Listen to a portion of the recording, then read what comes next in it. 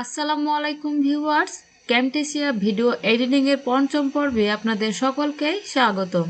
আজকের পর্বে দেখানোর কথা ছিল যে কিভাবে আপনারা নিউজের মতো হেডলাইন তৈরি করবেন। তো চলুন দেখিয়ে দিই কিভাবে আপনারা খুব সহজে নিউজের মতো হেডলাইন তৈরি করতে পারেন।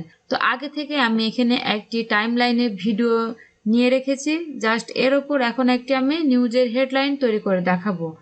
তো তার জন্য আপনারা এখান থেকে জাস্ট অ্যানোটেশন এই অপশনে ক্লিক করবেন। এখান থেকে যে মেনু বারটি রয়েছে এই সেভ অপশনে ক্লিক করব। সেভ অপশনে ক্লিক করে এখানে আমরা স্কোয়ার যে শেপটি রয়েছে এটি আমরা জাস্ট টাইম লাইনে দিয়ে দেব।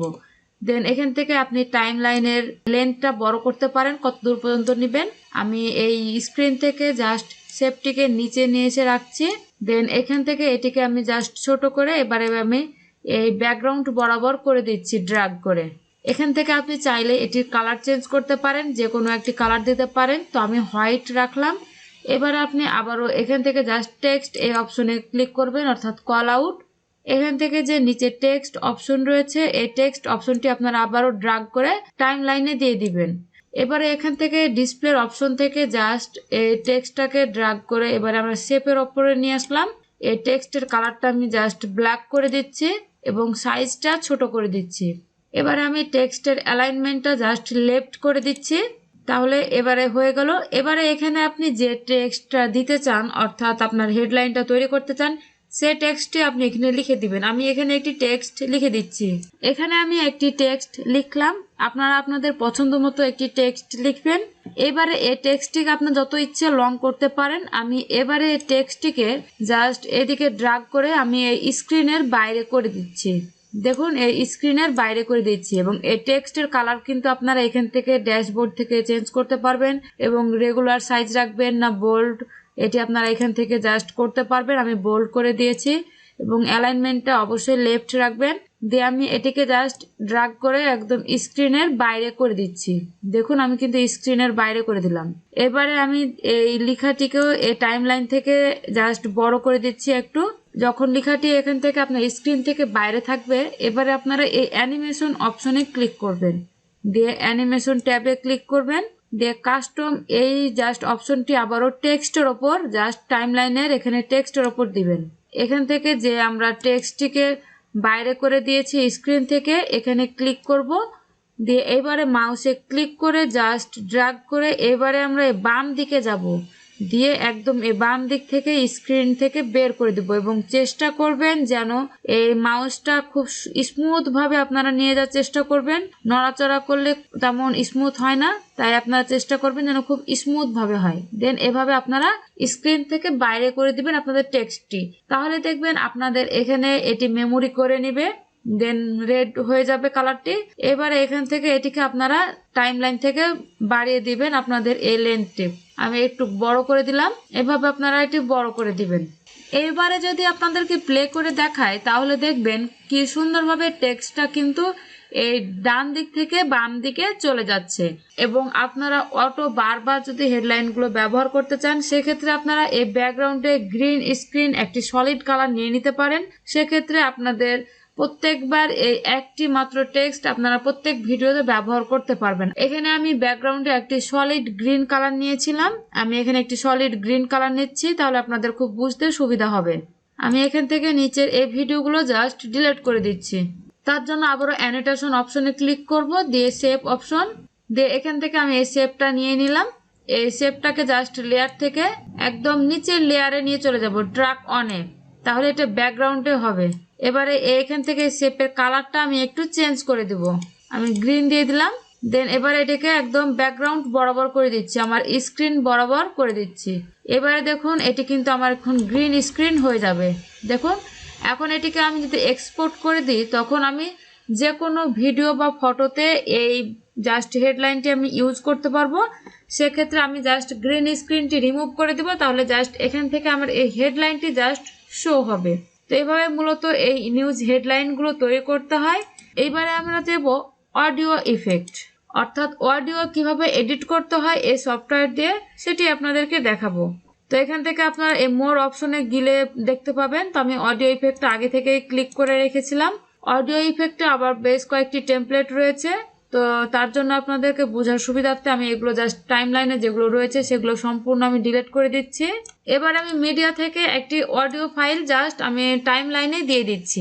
এবার আবারও অডিও ইফেক্ট এই অপশনে ক্লিক করব মেনু বার থেকে।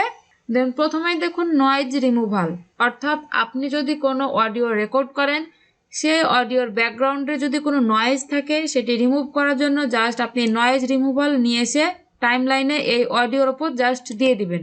তাহলে দেখবেন এখান থেকে আপনার নয়েজটা রিমুভ হয়ে যাবে এবং এখানে চেষ্টা করবেন সেনসিটিভিটি 0 এবং অ্যামাউন্টটা 20 রাখার। তাহলে দেখবেন খুব ভালোভাবে একটা ফ্রেশ একটা আপনি নয়েজ পাবেন।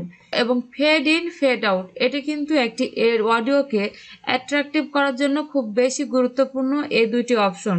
ফেড ইন হচ্ছে আপনি যখন অডিওটা শুরু হচ্ছে হঠাৎ করে যদি আপনার হাই একটি ভলিউম দিয়ে শুরু হয় তাহলে কিন্তু শুনতে তেমন একটা ভালো লাগে না। অনেক গানগুলোতে দেখবেন বা নাটক বা মুভিতে দেখবেন যে ভলিউমটা খুব আস্তে আস্তে শুরু হয়ে পর্যায়ক্রমে হাই হয়, সেটি কিন্তু শুনতে খুব ভালো লাগে, আর সেটি হচ্ছে ফেড ইন। এই ফেড ইন অপশনটাও যদি আপনি ড্রাগ করে জাস্ট এই অডিও ফাইলের ওপর জাস্ট নিয়ে এসে দেন, দেখুন এখানে কিন্তু আমাদের এটি ফেড ইন ইফেক্টটা ক্যাচ হয়ে গেছে। এবং এখান থেকে দেখুন দুইটি বুলেট পয়েন্ট রয়েছে, আপনি এখানে একটা শুরু এবং এখানে শেষ। এখানে আপনি জাস্ট কত দূর পর্যন্ত নিয়ে যেতে চান এটি আপনি জাস্ট মাউস দিয়ে ক্লিক করে করতে পারবেন। এবং এখানে প্রথমে যে বুলেটটি রয়েছে এটি একদম নিচে চলে গেছে, এটিকে আমি একটু উঁচুতে করব। তার জন্য এখান থেকে জাস্ট এভাবে একটু উঁচু করে দিচ্ছি মাউস দিয়ে চেপে ধরে। দেখুন আমাদের কিন্তু আর এখানটা আপনি কত দূর পর্যন্ত নিয়ে যেতে চান এভাবে করতে পারবেন। এখন তাহলে দেখবেন এখন যদি আমি অডিওটি প্লে করি তাহলে দেখবেন যে খুব আস্তে আস্তে শোনা যাচ্ছে, তারপরে আস্তে আস্তে তখন জোরে হচ্ছে। আপনাদেরকে প্লে করে দেখাচ্ছি। যারা ভিডিও কন্টেন্ট নিয়ে কাজ করেন তাদের মাঝে মাঝে কিন্তু বিভিন্ন প্রকারের ভিডিও ব্যবহার। দেখুন আমার অডিও ফাইলটি কিন্তু প্রথমে আস্তে শোনা গেল, তারপরে যখন অডিওটি যাচ্ছে আস্তে আস্তে কিন্তু এটির সাউন্ডটা একটু জোরে হচ্ছে। ঠিক একইভাবে আপনার যখন অডিওটি শেষ হবে সেই শেষকালেও যদি আপনি ফেড আউট ইফেক্টটা জাস্ট নিয়ে এসে দেন তাহলে দেখবেন এটি যখন শেষ হবে তখন খুব আস্তে আস্তে ভলিউম দিয়ে শেষ হবে। এটিকেও আগের মতো আপনারা ইচ্ছে মতন এখান থেকে কমিয়ে বাড়িয়ে নিতে পারবেন। এখান থেকে জাস্ট টাইমলাইন থেকে আপনি কতটুকু ভলিউম রাখতে চান এই জাস্ট এই দুইটি পয়েন্টের মাধ্যমে কমিয়ে বাড়িয়ে নিতে পারবেন। এই যে এখানে নিচে করলে নিচে হবে, হাই করলে হাই হবে, এভাবে মূলত কাজ করা যায়। এবারে নিচে দেখুন ক্লিপ স্পিড। আমরা অনেক সময় কিন্তু কার্টুন ভয়েস তৈরি করি। এই কার্টুন ভয়েস তৈরি করতে চাইলে কিন্তু আপনারা এই ক্লিপ স্পিড এই ইফেক্টটা ইউজ করতে পারেন। সেক্ষেত্রে খুব সুন্দর কিন্তু আপনারা সাউন্ড ইফেক্ট পাবেন। যতটুক অংশতে আপনি কার্টুন ভয়েস তৈরি করতে চান বা দ্রুত কথা বলাতে চান সেটুক অংশ আপনি সিলেক্ট করতে পারেন। সাপোজ আমি এখান থেকে জাস্ট কেটে দিব, তার জন্য এই স্প্লিট অপশনে করে দিলাম, দিয়ে প্রথমকার এই অপশনটি সিলেক্ট করলাম টাইমলাইন থেকে। দেন এই ক্লিপ স্পিড এই অপশনটি জাস্ট ড্রাগ করে অডিও ফাইলের ওপর অর্থাৎ দিয়ে দিলাম।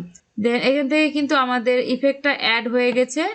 এবারে এই ইফেক্টটাকে এই ড্যাশবোর্ড এই সাইডে যে একটি ড্যাশবোর্ড ওপেন হয়েছে নিচে দেখুন ক্লিপ স্পিড, এখানে দেখুন 1x রয়েছে। আমরা যদি এখান থেকে 2x দিই, কেটে দিলাম অনটাকে, দেন 2 দিলাম, এখান থেকে আমি জাস্ট 2 করে দিলাম, তাহলে 2.00x।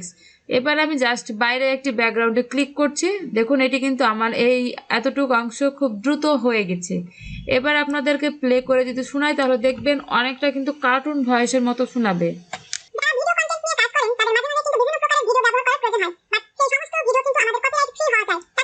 অর্থাৎ এটির মাধ্যমে আপনি আপনার ভয়েস বা ভিডিও ফাইল দুইটাকেই কিন্তু স্পিডটা কমিয়ে বাড়িয়ে নিতে পারবেন। এর ফলে কিন্তু আমরা অনেক সময় ভিডিওতে খুব ফাস্ট ফরওয়ার্ড করতে চাই, সেক্ষেত্রে কিন্তু আপনারা এই ক্লিপ স্পিড এই অপশনটি ব্যবহার করতে পারেন।